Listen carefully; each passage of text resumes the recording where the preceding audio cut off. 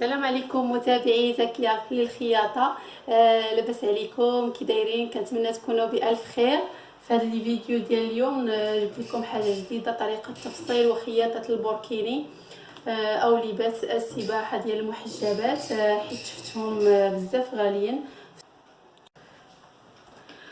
ممكن اي وحده تخيطهم في الدار، يطيحوا عليها رخاص في الثمن شويه، حسن ما تشريهم وكتختار النوع اللي بغات والموديل اللي بغات. كتقدري تقلبي على يعني الموديل اللي بغيتي وما تقدريش تلقايه، صعيب باش تلقاي الموديل اللي بغيتي. الثوب عندنا هنايا الثوب ديال ليكرا، يعني الثوب ليكرا هنايا خديت انا الثوب ديال ليكرا. بالنسبه لهذا الثوب كيتيرا يعني سميك، يعني انا خديت هنايا تقريبا ما كاملش مترو في الطول، والعرض ديالو مترو ونص. بالنسبه انا هذا غادي ناخذ منه لو دوفون ولو دو. بالنسبه للامام والخلف نفصلهم في هذا. وبالنسبه لي مونش غادي نستعمل هذا في هذا الموديل هذا، وغادي اللي بقى ليا غادي نستعمله في موديل اخر من بعد، وغادي نشرح لكم كيفاش. انايا دابا غادي نبدا هذا اللي ملون. غادي نديرو الجهه ديال الوجه من الجهه يعني الجهه الداخليه. غادي ناخذ غير فاش واللي شاط ليا غادي نخليه باش ندير البوني. يعني هاد الثوب هذا الا دخلتو به في الماء في البحر يعني اولا بيسين دغيا فاش كتخرجوا دغيا كينشف، ما كيبقاش فازك، يعني دغيا كينشف عليكم. نزيد شويه باش ما نخسرش الثوب. يعني الطول انا قطعت يعني 74، بغيت الطول ما يكونش طويل بزاف.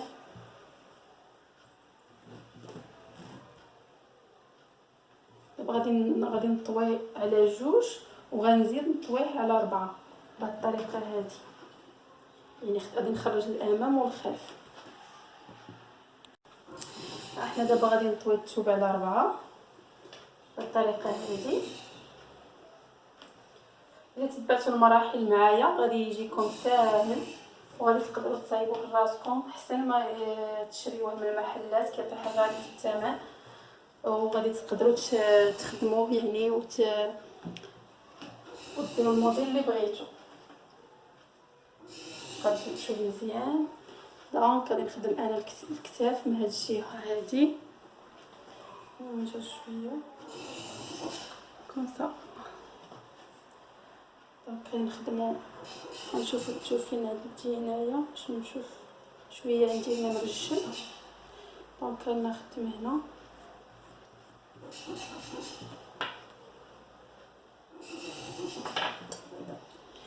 هادي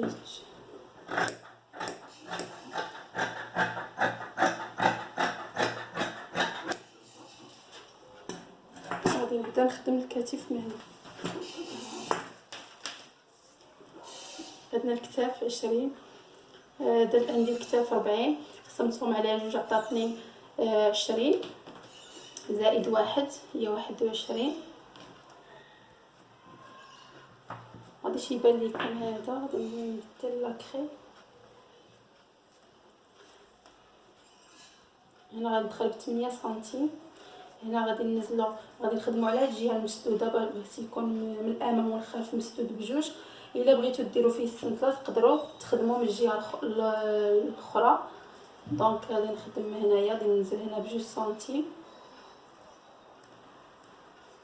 وغادي ندير هاد التقويره هذه ديال الرقبه. دونك هنايا غادي ننزل بجوج سنتيم في الكتاف او 3 سنتيم على حساب.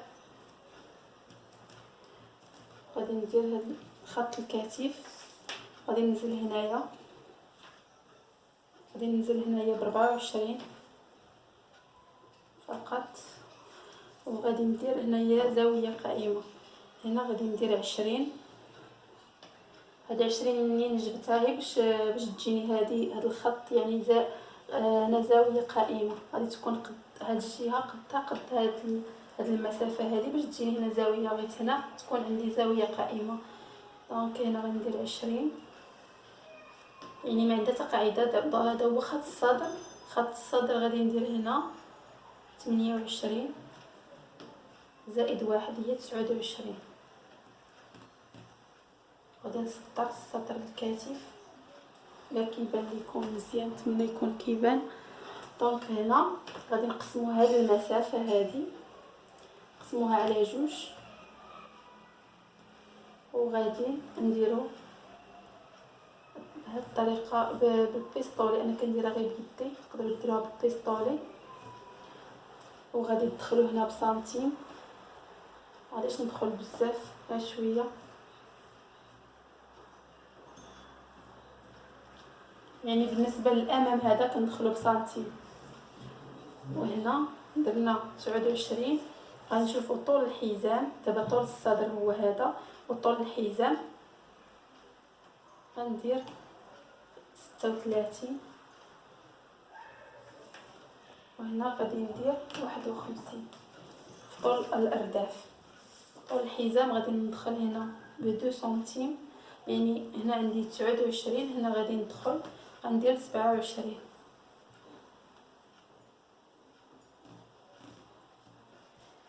وهنا في خط هذا خط الحزام، وهذا خط الارداف. خط الارداف غادي ندير 30 بالنسبه للارداف. كندخل واحد شويه هكا هنايا باش ما كتجيناش هنايا مثلثه. هنا غادي نخلي شويه، ما غاديش نديرو ايفازي، يهبط شويه دغوا ما يكونش ايفازي. غنزيد ليه ثمن الخياطه، يعني درت 33.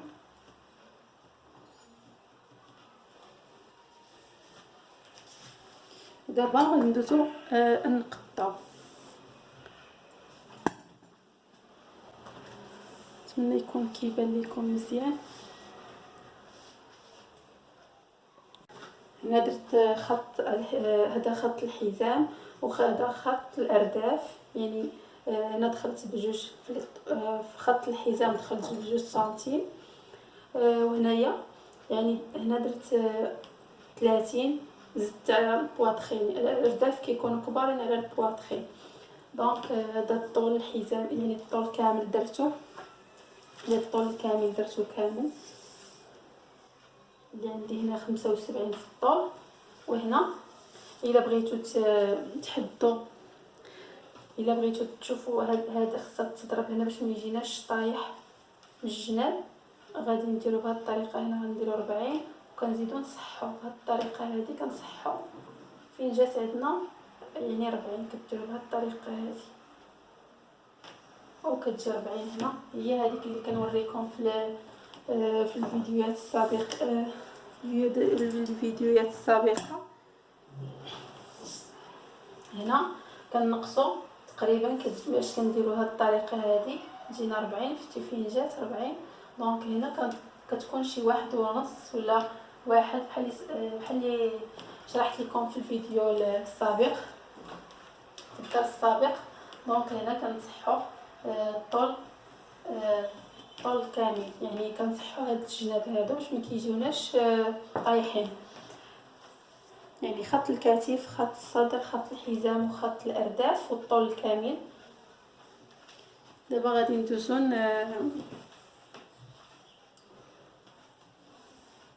ندوزو نقطعو.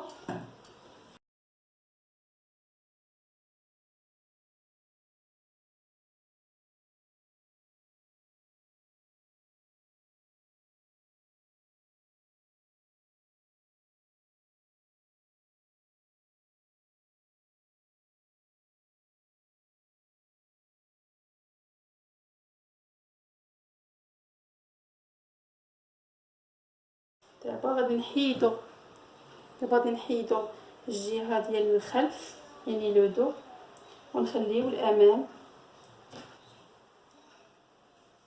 وغادي ندخلو 1 سنتيم في الكتاف، يعني في الجهه ديال دور التركيز.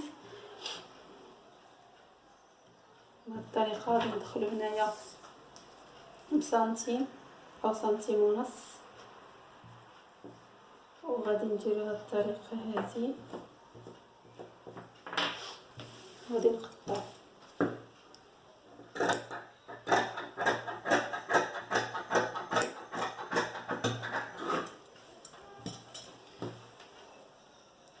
وغادي نضربو غادي ننزلو في الرقبه، يعني في العنق غادي ننزلو ب9 سنتيم 9 سنتيمتر هنايا. نديرو هذه الطريقه وغادي نديروها بالبيستولي او بيدنا.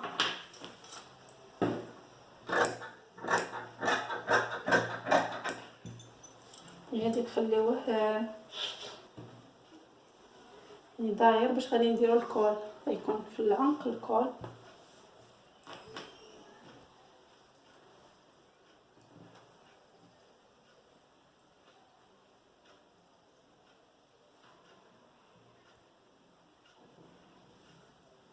هذا الامام وهذا الخلف كما كتشوفوا،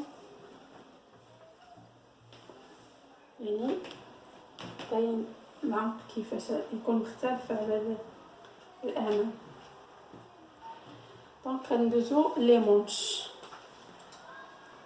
هنايا انا طويت الثوب على جوج كما كتشوفوا، انا طويت الثوب على جوج وغادي نزيد نطويه غادي نزيد نطويه على 4 باش نخدموا لي مونش. غادي نبدا لي مونش من هاد الجهه باش ما نضيعش الثوب. ندوز نخدم لي مونش في هاد الجهه، نقاد الثوب من هنا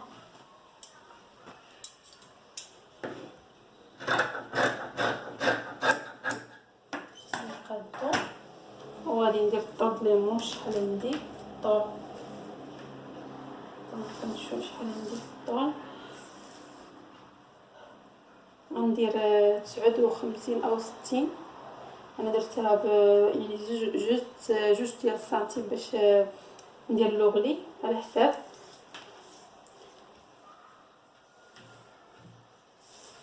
هنا كذلك غادي نديرو 60 باش ندير خط مستقيم. وغادي نهبط هنا، هذه قاعده كننزلو ب 12 سنتيم او 13 على حساب. 12 غادي ندير، وغادي ندير هاد الطريقه هادي. دونك هنا غادي نشوفوا ضروره التركيز، شحال عندي في ضروره التركيز ديال الامام.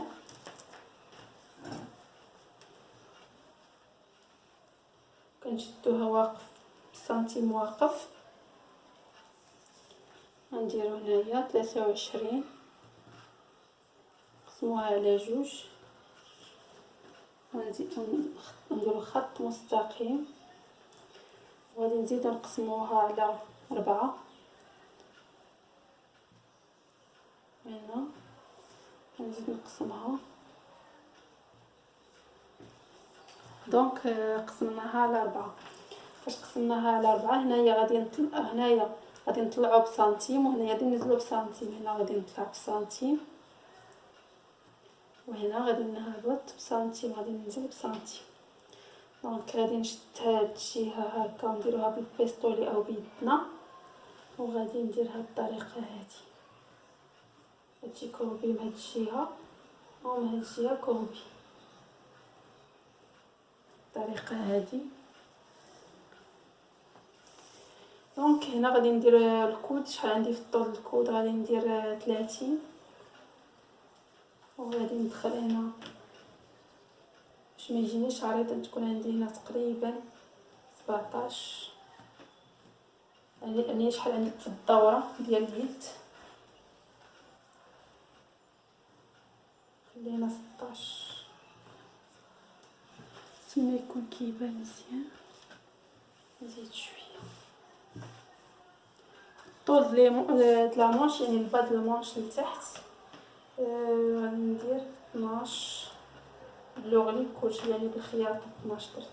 يعني الدوره كامله ديال المونش غادي نقسموها على 2 زائد 1. تقسموها على 4 زائد تقسموها على 2 زائد 1. وغادي نقطع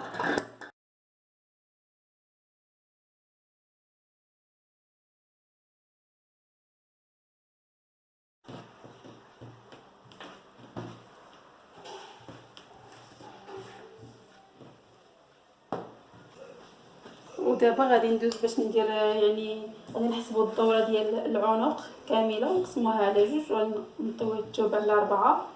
يعني طويتو على 2 وغادي هادشي اللي بقى ليا غادي نخرج منه باش ندير الكول ديال العنق.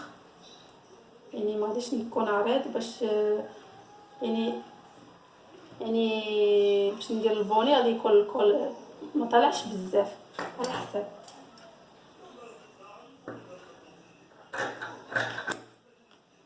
انا غادي ندير هادشي اللي بقى ليا يعني ما كنفينيش. اذا تزيدوا غادي تزيدوا الثوب على حساب الطول شحال ما بغيتو في الطول ديال العنق غادي ديروه. يعني بهاد الطريقه غادي يخرج لكم بهاد الطريقه. غيتخيط فيها هكا دير الوجه مع الوجه ويتخيط بهاد الطريقه هادي.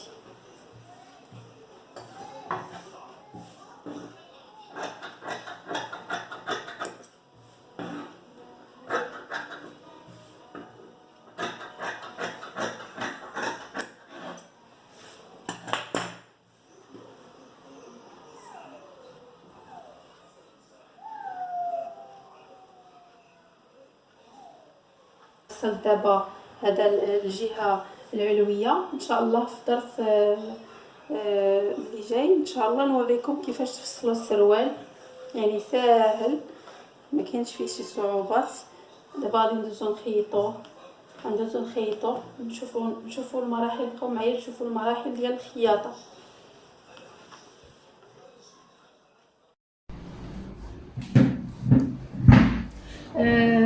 دابا غادي نشوفوا كيفاش غنخيطوا طريقه الخياطه ديال لباس السباحه. خليكم معايا حتى الاخر يعني الشكل كيفاش. دابا انا هنايا خيطت الكتف مع الكتاف ديال لاصقوا الكتاف مع الكتاف. غادي نخيطوا لي مونش الاكمام. غنديروا كذلك الوجه مع الوجه. بالنسبه للاكمام كنحدوا الميليو يعني الوسط ديال المونش بدوره التركيز. كنشدو هكا المونش كنكرانيو باش كنحدوا المنتصف يعني الميليو ديال المونش وكنحطوه في هاد الكتف يعني في الوسط. وغادي نديرو بحال هاد الطريقه هادي. تقدروا تخيطوا لا مونش من هنا تبداوها من هنا او تقدروا تبداوها من الوسط باش تجيكم هي هذيك في الخياطه.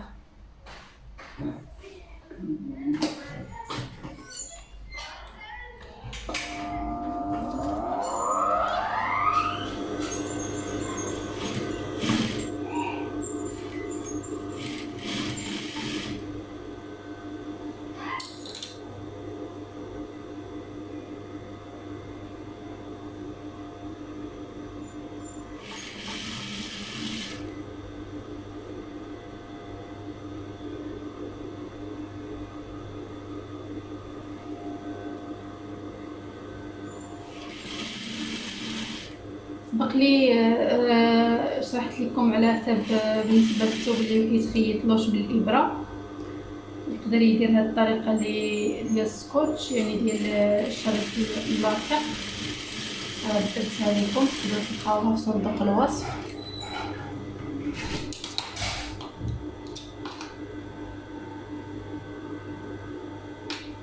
نخليها لكم في صندوق الوصف. كما كتشوفوا يعني الثوب اللباس ديال السباحه صعيب باش كيتخيط في لا ماشين.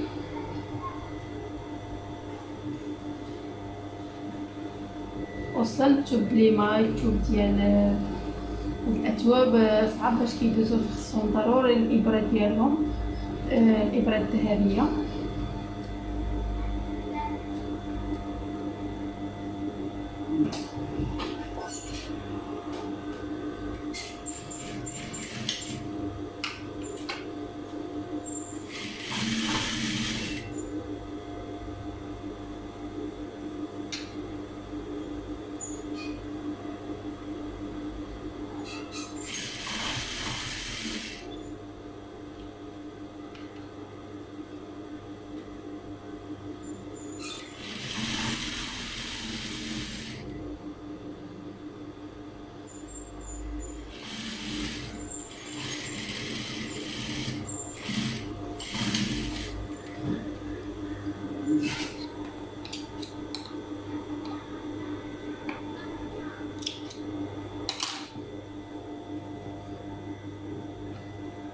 كما كتشوفوا كتجي الخياطه ما كديرش بوان صوتي.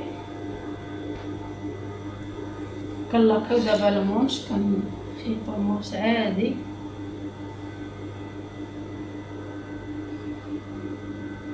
كنطويو على جوج، يعني الوجه كيبقى لداخل الوجه.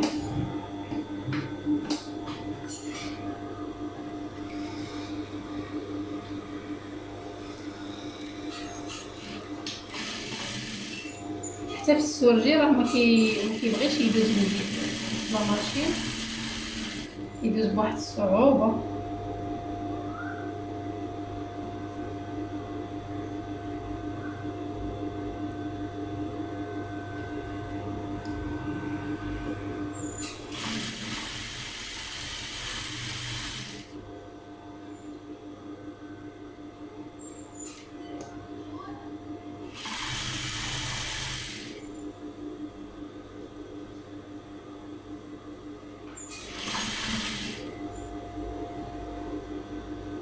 كنخيطو الجناب يعني لي كوتي.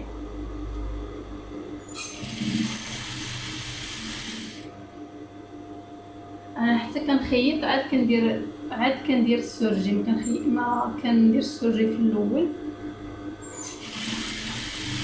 حتى كنخيط عاد كندير السورجي.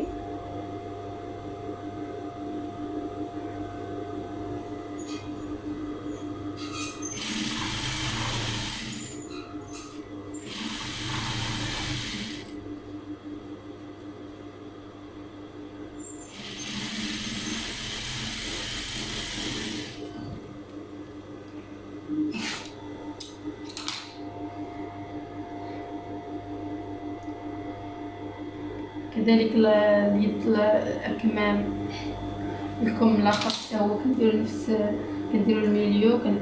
تقدروا تلصقوه بالفنيسه من هنا بالنسبه للمبتدئين.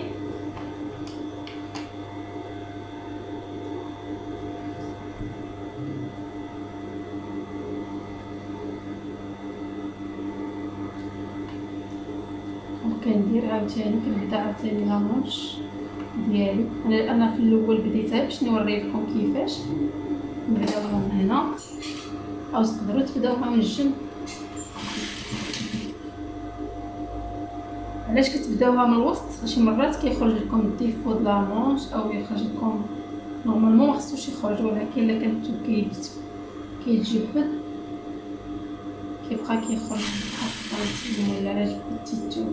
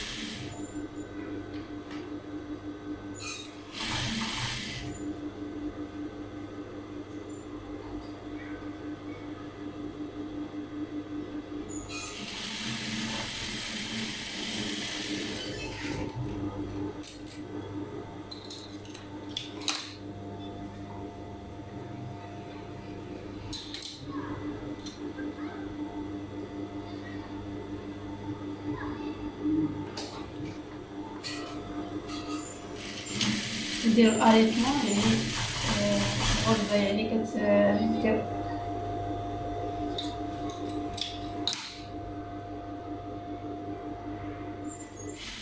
كذلك كنخيطو مامونش عادي.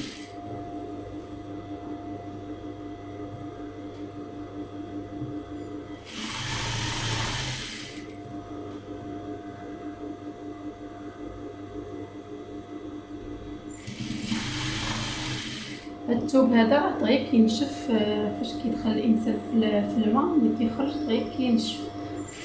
الا البحر اولا بيسين دغيا كيخرج، فاش كتخرجي دغيا كينشف.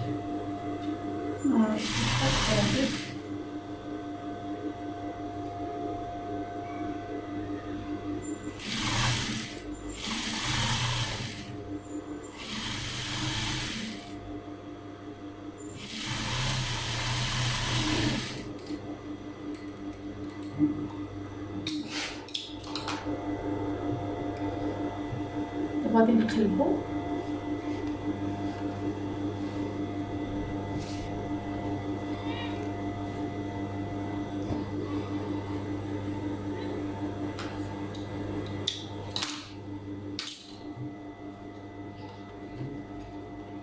دابا غادي نديرو نطويو النيت.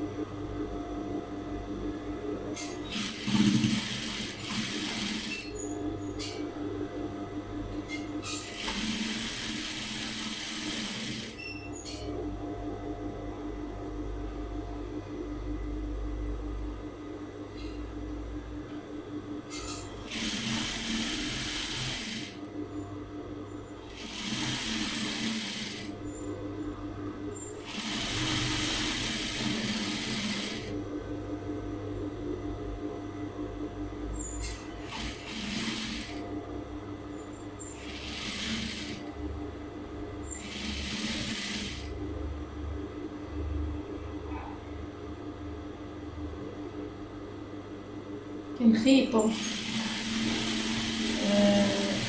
البا ديال اللباس، يعني من تحت الربا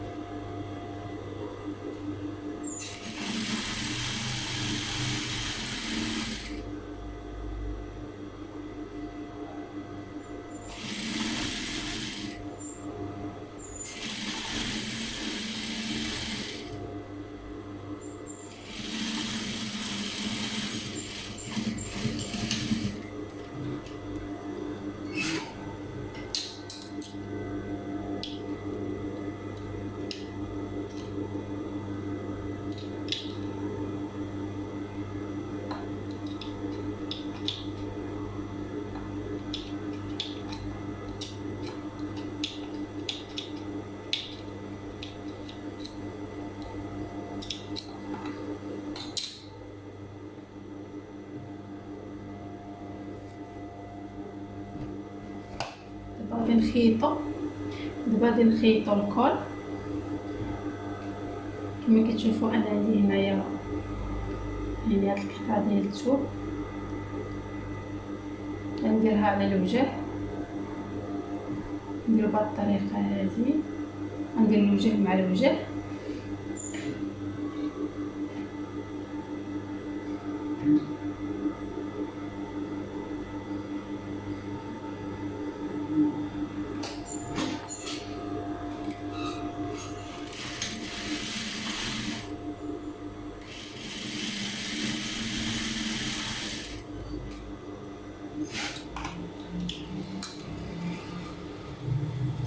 نقلبو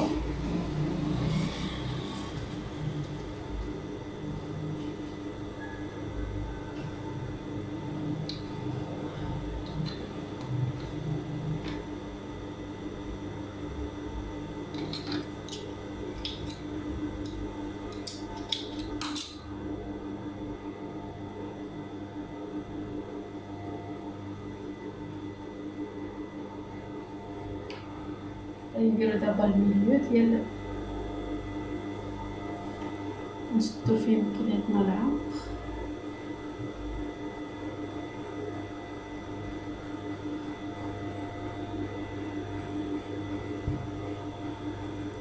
نبداو هاد الخياطه غادي نديروها هي نديروها في الجنب. هاد الخياطه غادي تجينا هنا في الجنب، الكوتي، نديرو الخياطة مع الخياطة.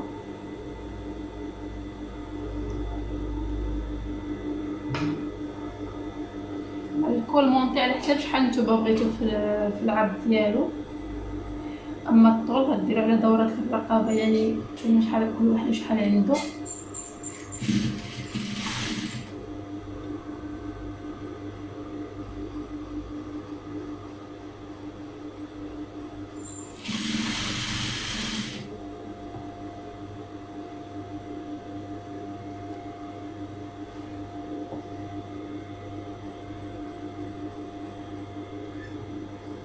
غادي يكون 2 على 2.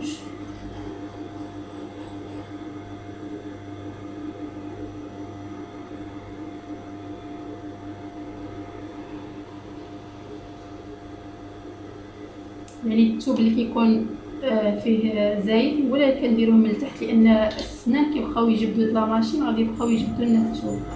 دونك هذا كنبقاو نجبدوه من تحت، كنخليوه مدخوف.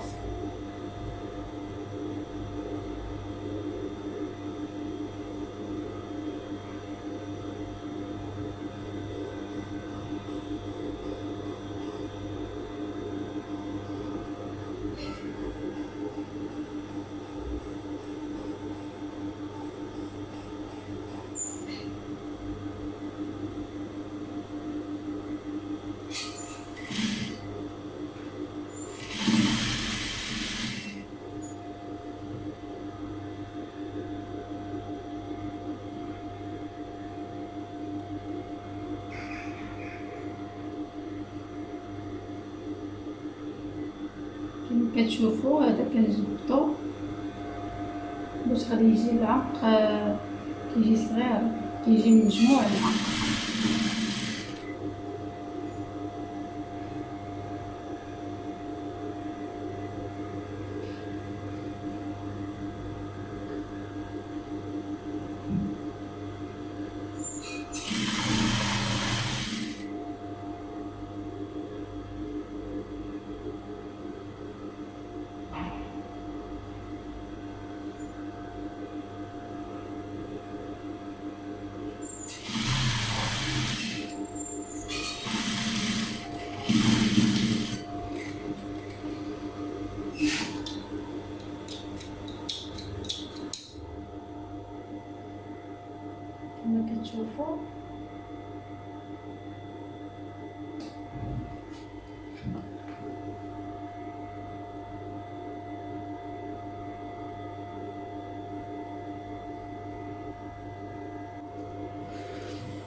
كما كتشوفوا انا ساليت الكول ديالي كيجي بحال هاد الطريقه على الشكل هذا.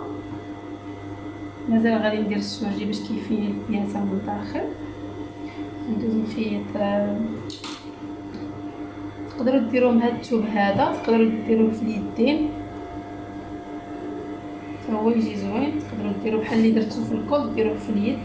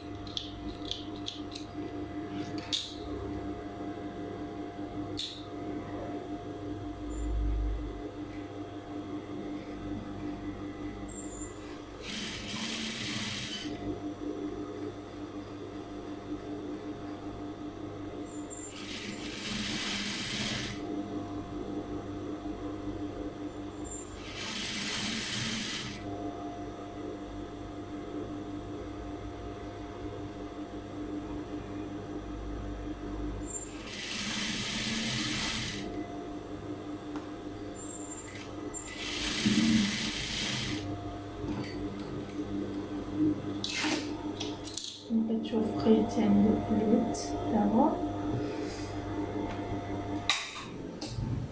كان هذا هو يعني لباس سباحة كما كتشوفوا.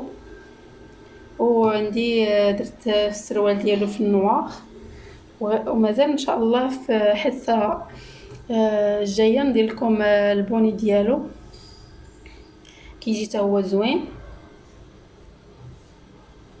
يعني كديري البوني والكول اوفيسي يعني كيجي مغطي على العنق.